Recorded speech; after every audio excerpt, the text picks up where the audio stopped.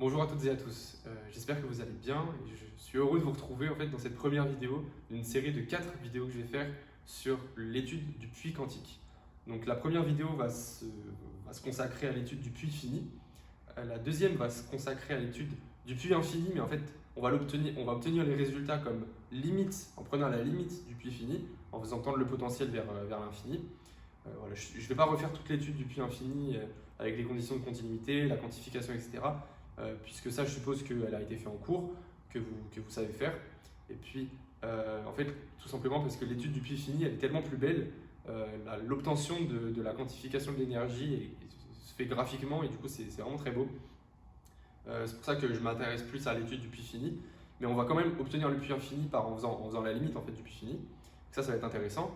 Dans une troisième vidéo, on va étudier le puits de Dirac. En fait, c'est un puits qui représente un potentiel d'impureté. Donc on va vraiment obtenir un potentiel, un pic de Dirac. Et on va regarder un peu comment étudier ça. Et puis en fait, dans la dernière vidéo, on va obtenir les résultats du puits de Dirac en prenant la limite du puits fini, en faisant tendre l'étroitesse du puits vers 0 et en faisant tendre le potentiel vers l'infini. Donc voilà, ça sera un petit jeu mathématique de calcul de limite, d'équivalent, etc. Et ça sera super intéressant. Donc ça sera dans la dernière vidéo. Et du coup, pour aujourd'hui, on va étudier ensemble le puits fini. Alors le modèle que je choisis, il est de cette forme-là. Donc j'ai un potentiel qui est nul partout, sauf entre moins A sur 2 et A sur 2, où il vaut moins V0. Donc V0 qui est fini et qui est positif. Du coup, je vais chercher les solutions de cette forme-là. Donc psi de Tx, la fonction d'onde, je vais la chercher de cette forme phi de x pour l'exponentielle de moins I, E sur h bar t. Donc je vais choisir en fait une solution découplée. Ça va être plus intéressant à étudier, comme en fait on l'a fait dans le puits infini. Alors je vais désigner par 1 la région avant le puits, 2 la région dans le puits et 3 la région après. Et on va commencer par étudier la région 1. Et en fait on va chercher dans tous les cas des états liés, c'est-à-dire des états tels que on est moins V0 inférieur à E inférieur à 0. On cherche des énergies dans ce domaine-là. Ça, c'est des états liés.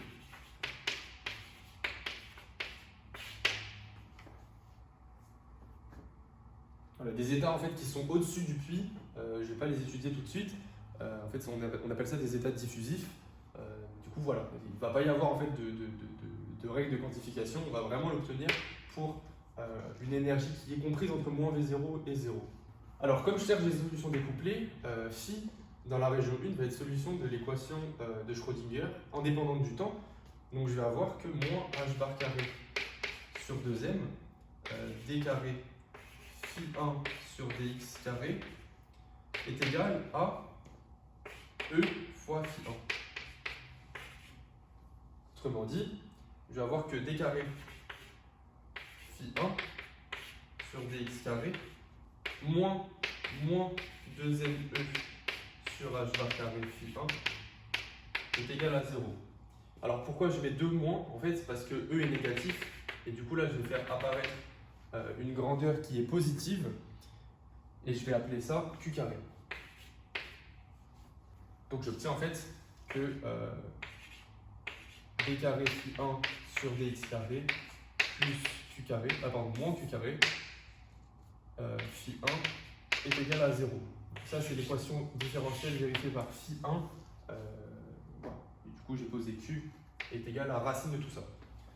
Alors on a du coup les solutions de cette équation différentielle, on les connaît, c'est la forme donc A1 exponentielle Qx plus B1 exponentielle de moins Qx où A1 et B1 c'est des constantes dans a priori complexe.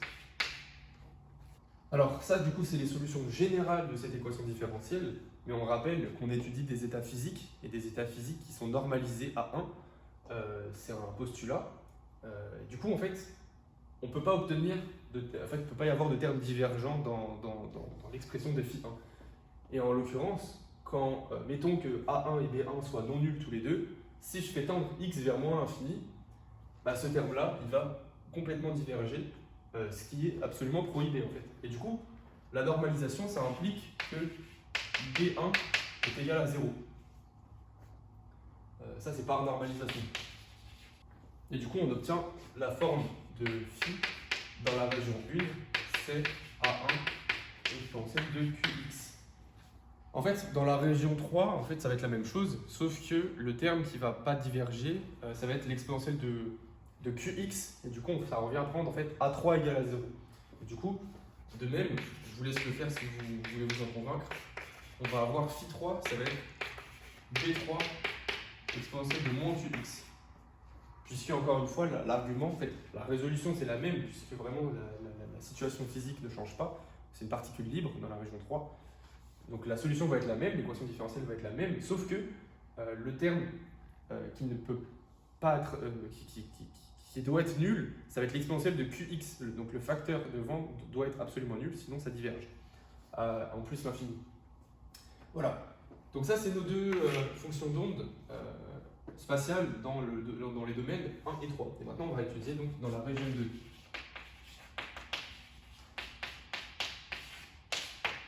Alors dans la région 2, l'équation différentielle vérifiée par phi2, ça va être celle-là. Et du coup, on va pouvoir poser une constante positive que je vais appeler k au carré. K carré, je vais poser que c'est 2m e plus v0 sur h bar carré. Alors pourquoi c'est positif? Parce que je rappelle que e est supérieur à moins v0, donc e plus v0 est positif. Donc si je pose ça, j'obtiens que d carré phi2 sur dx carré plus k carré phi de x, enfin phi2, allez, on parle en termes de fonction, est égal à 0. Et ça, c'est une équation différentielle de second ordre que je sais résoudre. Et je vais choisir comme base des solutions la base cos-sin, parce qu'en fait, on va voir par la suite que ça va être beaucoup plus adéquat, parce que je vais étudier les parités, les symétries du potentiel. Et du coup, je vais m'appuyer sur la parité de cos et l'imparité de sinus. Et du coup, en fait, on a les solutions, ça va être de cette forme-là. Phi2, ça va être A2 cos de kx plus B2 sinus de kx.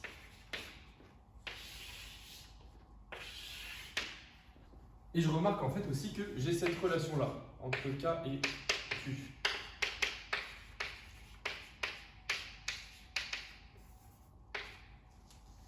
Et ça va être important pour la suite. Je vais la garder dans un coin. Alors maintenant que j'ai mes fonctions d'onde dans mes différents domaines, je vais me demander quelle va être ma stratégie de résolution. Et en fait, comme je l'ai mentionné tout à l'heure, on va s'appuyer sur le fait que le potentiel qu'on étudie est pair, c'est-à-dire qu'il est symétrique par rapport à l'axe des ordonnées.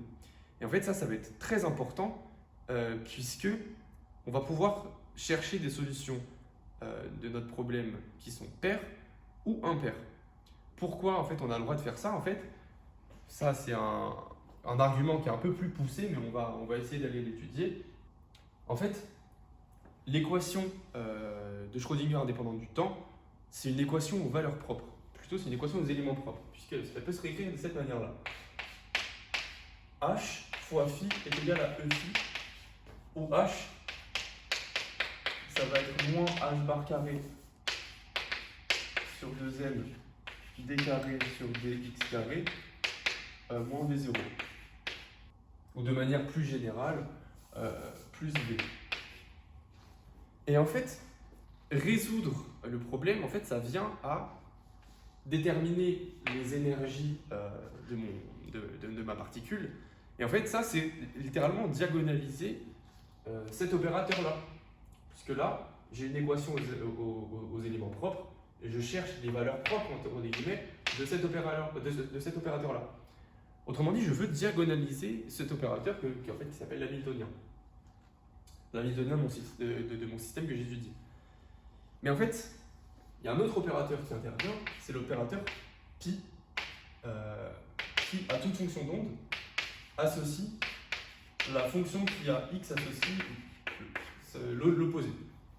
Et en fait, ça, c'est l'opérateur parité.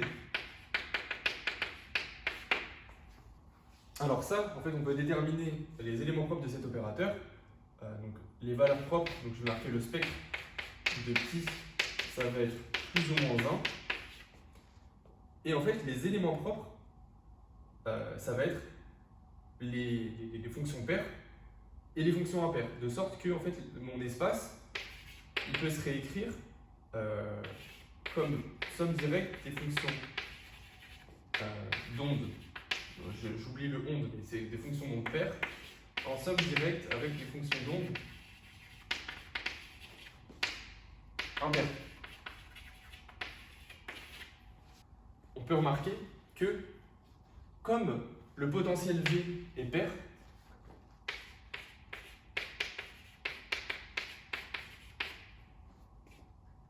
en fait, je vais avoir que pi et h, ils commutent.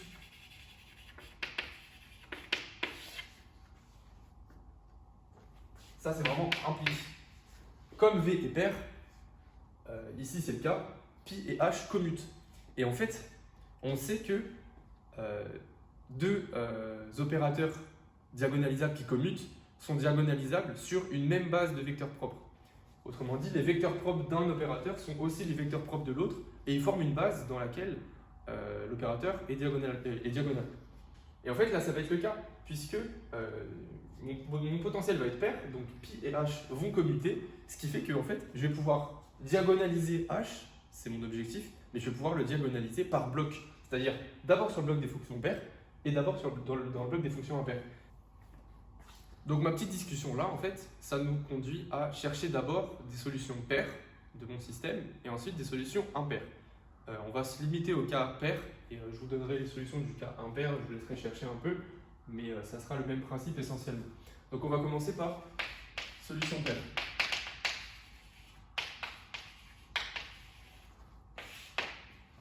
Alors pour obtenir une solution paire, en fait, il faut que A1 égale à B3 et il faut que B2 soit égal à 0 puisque le sinus est impair. Voilà, ça c'est mes conditions qui me permettent d'obtenir une solution paire. Et maintenant, pour obtenir la quantification, on va devoir écrire les conditions de continuité de la fonction d'onde et de sa dérivée. Pourquoi on a le droit d'écrire la dérivée? Puisque le potentiel est fini. Et en fait, on sait que lorsque le potentiel est fini, même si on a une discontinuité, la fonction d'onde et la dérivée sont continues. Alors, la fonction d'onde, on va le justifier rapidement, mais la fonction d'onde, ça va de soi, puisque quand on prend le module au carré, ça décrit une probabilité, et il faut absolument que ça soit continu. Mais la dérivée, c'est peut-être un peu plus intéressant. Alors, on va le démontrer rapidement. Continuité de la dérivée.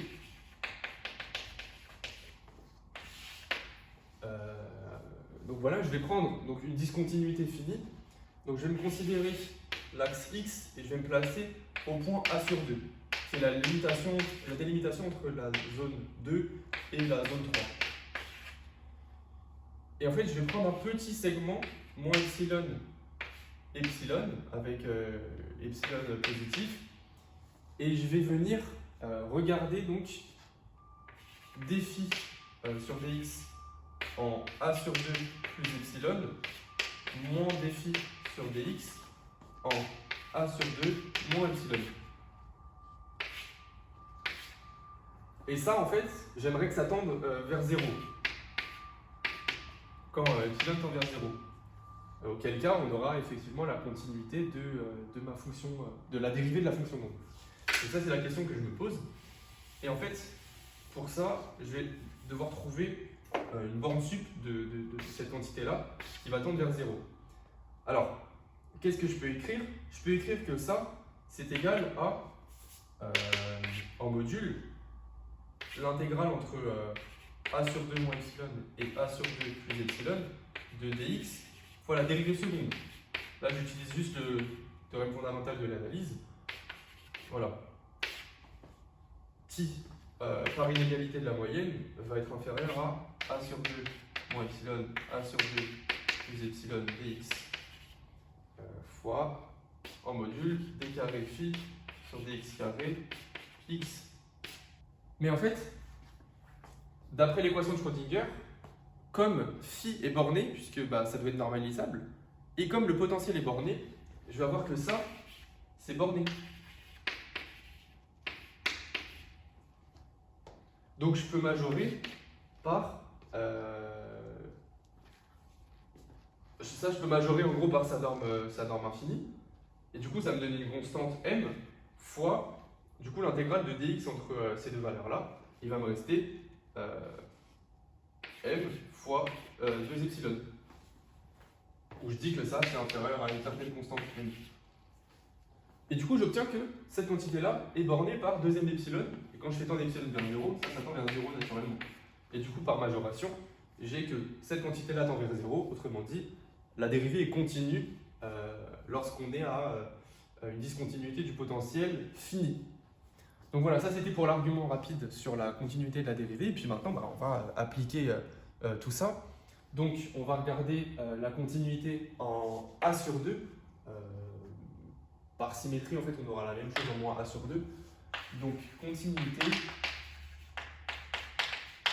en A sur 2.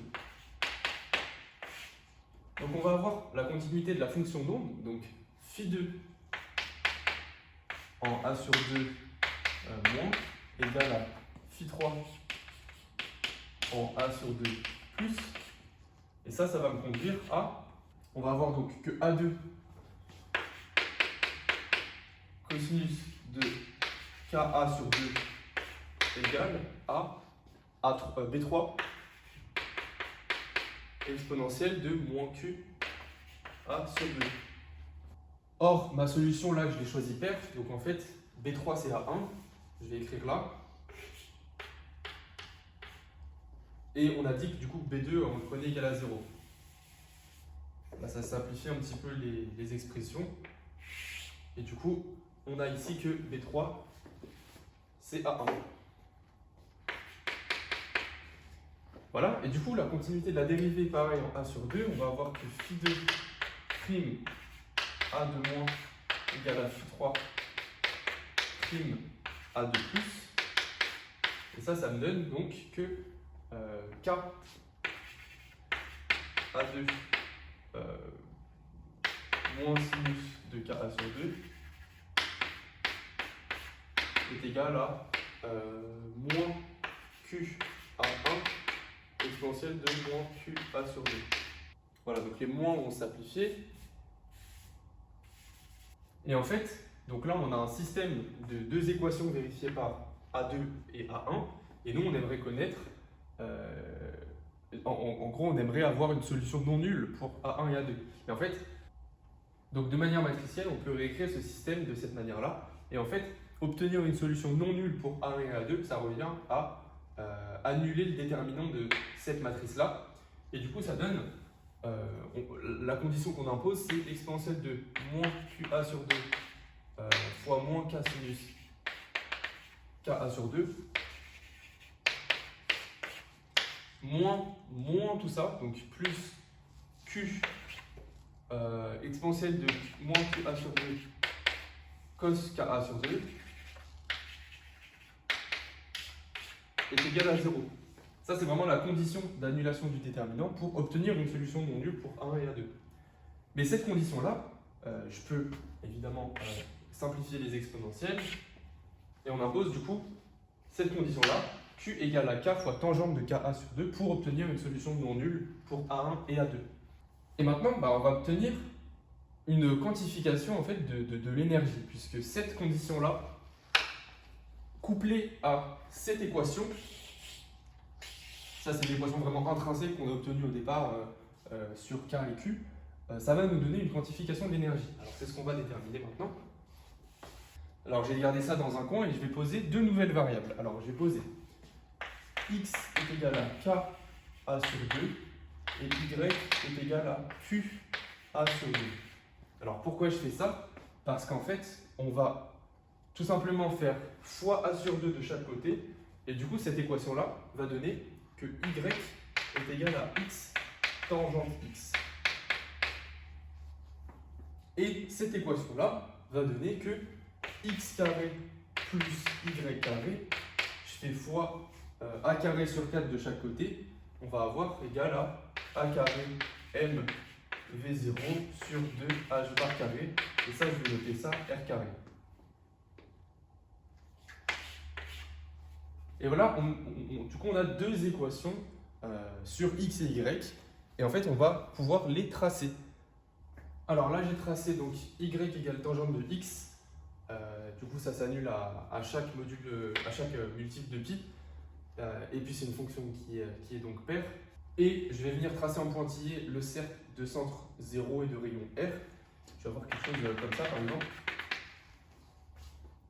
Et puis, en fait, on observe du coup que les solutions pour Q et K sont vraiment les intersections entre ces deux courbes. Donc, ici, ici et là. Et en fait, c'est vraiment cette intersection entre ces courbes qui va donner lieu à une quantification de l'énergie. Alors de même, en fait, on va pouvoir obtenir une quantification des états impairs. Et en fait, on va pouvoir tracer ici une courbe qui va être un peu semblable. Et en fait, on va pouvoir démontrer qu'il existe au moins un état pair pour n'importe quelle valeur de V0, aussi petite soit-elle. Et en fait, la condition pour qu'il existe un état pair, peu importe la valeur de V0, c'est que lorsque y est égal à 0, on veut que x soit inférieur à pi sur 2.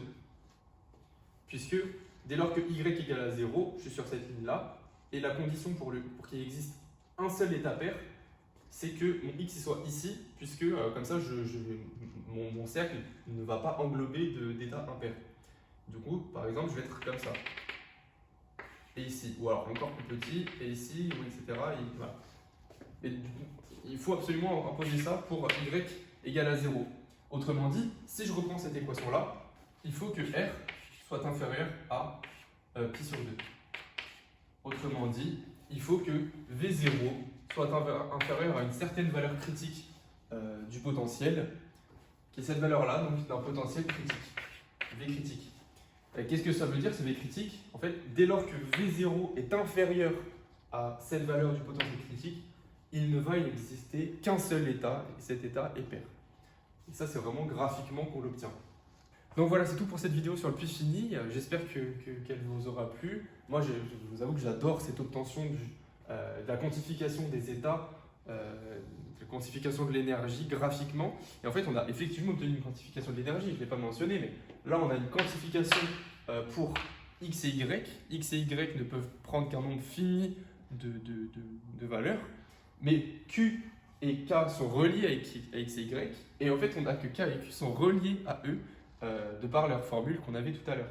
Q, c'est c'est la racine de moins 2me sur h bar.